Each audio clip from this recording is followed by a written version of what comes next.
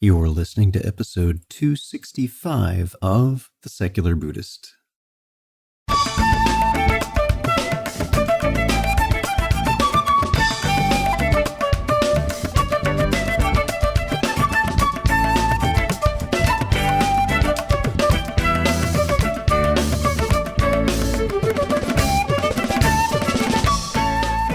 Welcome to The Secular Buddhist. I'm Ted Meissner. The Secular Buddhist is the official podcast of the Secular Buddhist Association, a grassroots-driven effort to answer the needs of secular teaching and practice for contemporary society. The podcast has interviews and roundtable discussions pertaining to engaged Buddhist training and practice, and the SBA website has show notes for each episode along with resource materials. Though the podcast focuses on core practices from a secular viewpoint, more traditional teachings are welcome and openly discussed. Tim Macejak joins us to speak about his book, Zen Unleashed: Everyday Buddhist Wisdom from Man's Best Friend.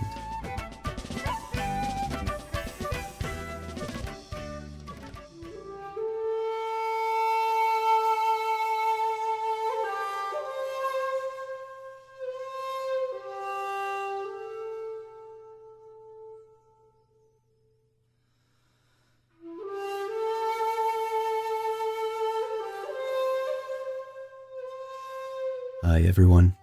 Before we begin today's episode, I'd like to mention that this podcast and the supporting website, discussion forums, our live online practice circle, and other services provided by the Secular Buddhist Association are supported by you. If you find this episode or any of the other offerings helpful to you in some way, I ask that you take a moment and visit secularbuddhism.org and click on the contributions button. There are many ways you can help which are listed on that page, and if you make a donation, it's tax deductible and helps ensure the SBA is able to continue the exploration of secular Buddhism. Thank you. We're glad to have you join us in the conversation. A few of you may know that I've had dogs and various other creatures in my immediate family, but mostly dogs. You may have even heard me make reference to them being my best teachers in patience, in kindness, in being present, in love. And as it turns out, there is some synchronicity with their fine example in Buddhism. Tim Macejak began practicing Zen in the early 1980s and has alternated between formal practice at Zen centers and an informal at-home practice. He currently is co-leader of a Buddhist meditation group at the Anamosa Men's Reformatory State Penitentiary and a member of the Cedar Rapids Zen Center. He is an employee of the United States Postal Service and a dog lover. He lives in Anamosa, Iowa with his wife Teresa. Sheila, his co-author, currently resides at her home in Iowa. Like most dogs, she lives by Buddhist principles, being in the now. When she's not napping, Sheila enjoys taking car rides, playing frisbee, and barking at people and things. As part of her Buddhist practice, Sheila is no longer chasing large farm equipment and appears to be making an effort to be friendlier with the cat next door. This is hit and miss, though. So sit back, relax, and have a nice black dog ale. Our guest today is Tim Macejak. Tim, welcome to the podcast. Hello. Very glad to have you here, and I was very excited to see your book because it combined two of my favorite things, Zen and dogs. We'll get to that in a few minutes, but I want to have you start by telling us about your background. Yeah, I grew up in the Chicago area, came to Iowa to go to college, and decided to stay in Iowa, where I live now, with my wife Teresa and our dog Annie, and got interested in Zen as a high school student. Was in the library with a friend of mine, and he said, "Come on, you got to look at this book." And it was Zen Flesh, Zen Bones, which is this book that has all these weird stories, and they piqued my interest because I first never thought of religion being funny before, and a lot of the stories were funny, and then a lot of them, they were just ones that made you think, so not believe this, but they're just weird, unusual stories. So kind of started going to the Chicago Zen Center, went there a couple times and did meditation for the first time and so forth, but I didn't really stick with it. And then my sophomore year in college at the University of Iowa, there was an ad in the school newspaper talking about the Zen group that would meet in the mornings. And I decided to go, and to this day I'm surprised I kept going as a college student. I would get up 3 days a week, sometimes 4, at 5:30 in the morning, if I hadn't been up too late the night before studying or partying, and go. And I'm just like, why did I do that? 5:30 in the morning, But I think it kind of speaks to how things can appeal to us in ways that we don't necessarily understand. There wasn't like some great experiences at the beginning to keep me going. It was just, I just wanted to keep going. So that was back almost 30 years ago. And what's the trajectory been since then? How has Zen grown in your life and influenced it? It's a good question. I'd say it's just become more a natural part of my life, kind of influencing things throughout the day that, I'm not necessarily thinking, oh, this is, practicing Zen. It's just a natural way to respond, such as all sorts of things come up at work with people suddenly, how come that person isn't over here? They should be working here, and talking about them like they're lazy. And I'm like, all the impulses to want to verbally defend them and to recognize these are, my emotions to that kind of thing is the thoughts in my mind, clouds passing by, and I don't need to respond right away and lecture them about how they're also wrong and they shouldn't judge people and react to it in a much quieter way, in the more way at times where I can say or do something that's helpful in a way that's not reactory, where I'm not reacting to the soap opera that starts in my head. I'd say also a significant change in my practice happened in the early 90s when I started doing once a year sessions, which are 7-day intensive Zen meditation retreats done in silence, 8, 9, 10 hours of meditation a day, work period, and so forth. And that has become for me like rebooting the computer or wiping Windows off and reinstalling it. It's defrag. It's defragging my life. It's something that's I think so special and unique. I remember at the beginning of one of these early sessions I was at, there was this guy there who'd been there at a couple sessions, and he was from New York. And I only mention that because of his accent, because he stood at the center of the entire, this is at the Hokyochi Zen Practice Center in southeast Minnesota. Very beautiful place. It's kind of very outdoors oriented. There's buildings, but you have to walk between the buildings, and there's a lot of activities outside during the retreat. But he stood in the center, and he looked up at the sky, and he shouted, "The greatest show on earth! A retreat is the greatest show on earth. Your mind and what happens and all the different things within 7 days of no speaking, and the different things that come up from the past, and the different moments of peace and the different moments of not peace." And so I think also that's been a major part of my practice, has been that once a year going to these 7-day retreats. So let's shift a little bit into having you tell us about the dogs in your life and how they've influenced your practice in your life, because I know my dogs over the years have very strongly and positively influenced my own presence. Yeah, well, dogs, a lot of times people say dogs have a natural ability to be in the now, which is true. And I would also add, though, they have this, they do not do the soap opera thing in our head that we do.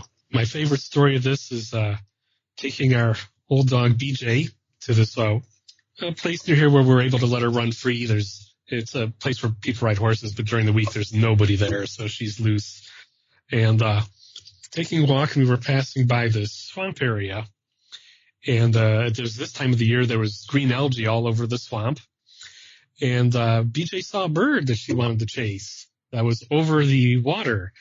But BJ just saw green. It just looked like grass to her. So she took off as fast as she could. And I tried shouting her name. I think I got the letter B out before she went headfirst into the water, underneath the water, and then popped up to the surface, came back and swam the shore, got to shore and shook herself off. The part about this story that's my favorite is she didn't like water. Anytime she went in water, she went up to her knees, if dogs have knees. And so this was not something she would have enjoyed, plus just the surprise factor. And she just shook herself off and just took off down the road. She let go of the bird. The bird was no longer of interest to be chasing. And she didn't say, things like in her head, she wasn't thinking, why didn't Master tell me to stop? And this is so unfair. And how come the bird had to be flying over water? Or now the whole walk's ruined and I don't like being wet. Or she didn't do any of that. She just took off down the road looking for the next thing. And I think that's really what dogs can especially teach us. I mean, they can get wound up at times, like over food. They're not actual Zen masters, but they do have this very natural ability to just let go of whatever just happened and move on to the next thing. So what made you decide to write the book? Well, I'd found out that I was really good at writing dog haiku. And this book, each page is started with the dog, Sheila the Zen dog, writes a haiku, kind of to introduce whatever essay it is she's talking about. And that time I was president of the Cedar Rapids Zen Center, and I talked with the teacher there, Zuiko Redding, about doing a book together where I would write the dog haiku, and she, as the Zen teacher, would provide commentary. So it would be like a dog and Zen teacher, collaboration. But after 4 or 5 years, it really hadn't gone anywhere because, not surprising, being a Zen teacher, she was really busy. And we would keep almost getting started, but we never would. Then again, well, I could actually do this myself. I've been practicing at that time for 25 years. And as Zuiko encouraged me, she said there's no problem. She wouldn't have any problem with me just doing it on my own. And I thought, well, I had an original idea was the dog haiku. And, I'm not ordained or anything. So maybe a Zen dog would get people's more attention rather than just plain old me anyway. And I've always been, my first attraction to Zen and Buddhism was its sense of humor. And I thought, well, this is perfect because I think the book can be funny, and I think it can also be relevant because so many lighter Zen books are just kind of fluff. There's, like a Zen calendar will have different quotes, for all 365 days of the year, but you really don't learn anything about Zen having a Zen calendar. Neither so with the Zen rock garden or the Zen alarm clock. And I have enough background with Zen that I could actually put some substance to it and yet hopefully in a unique way keep it simpler, more accessible to people who are totally unfamiliar with Buddhism, and also accessible to people who are from different religions, because Zen and Buddhism really are pretty friendly toward other religions. And I thought, the vehicle having the dog write the book would make the book more accessible to a lot of people that normally wouldn't pick up a book on Buddhism. Now let's talk about that for a minute, because that's something you and I both care about and share, is seeing the value of making things very open and having this interfaith interoperability, so to speak. Say more about that and how that's influenced things for you. Yeah, well, I saw early on at the Cedar Rapids Zen Center that occasionally people would show up that weren't Buddhists, they were Christians. And they were there because Zazen meditation helped them with their own religious practice. And I think that's one of the key strengths to Buddhism, because, when it came to things like, is there a God? How is the world created? What happens after we die? All those questions the Buddha just refused to answer. So since there's no particular Buddhist teaching on those topics, there's not a whole lot to argue about with other religions. All that's left is wanting the world to be a better place and helping people on whatever path they're on. And, that's always been an appeal to me to Buddhism, that They'll often say, if it can help a Christian become a better Christian, that's a success. So what did you like most about writing the book? What was the fun part for you? Well, the very, very first thing that was fun was I started it when visiting some relatives in North Carolina, and they had a beach house that my wife and I were able to stay at. And so I started writing the book sitting in a lawn chair at the edge of the Atlantic Ocean. There's no better place to start writing a book. And I just like writing, and I really like trying to make complicated or semi-complicated concepts and making them simple. Each of these essays of Sheila the Zen Dog, originally I tried to keep it to 100 words or less, so that changed to about 140 words or less. I found that 100 words for some things like karma or, whatever, 100 words just wasn't going to be enough. But for the most part, she sticks with that. And yet, I found interesting ways for the dog, from the dog's point of view, to illustrate Buddhist concepts, in a few words or a few examples from, how a dog lives their life. So, yeah, to me, that was the most fun, was just the challenge of making things simple and keeping things short. So what's one of the more important aspects of the book that you want readers to take from reading it?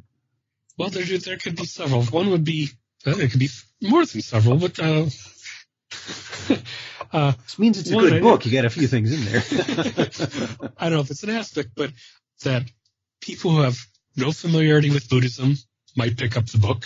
That people that have a family member who's maybe stressed that they've become Buddhist, that this is a way to introduce them to Buddhism that's not threatening in the slightest. And I'd say for people that have been, read a few things, I've had several comments from people that they've been totally confused on something without knowing it for many years. That certain Buddhist concepts are kind of prone to misunderstanding. Like the difference between detachment and non-attachment. I remember when I was first interested in Buddhism as that teenager, my teenage friend said one reason he really liked Buddhism was it could help you become more like Spock from Star Trek. No emotions, everything's, and I've come to learn Buddhism's not about having no emotions and becoming like Spock at all. So, I think, the ability to clear up misconceptions and make things clearer is another aspect that I hope people would get out of the book. Well, thank you, Tim, so much for speaking with us. For those who are listening, you can check out the book on www.zenunleashedbook.com. And of course, we'll be linking to the book on the episode page for this episode. Tim, thank you so much for being here. Well, thank you.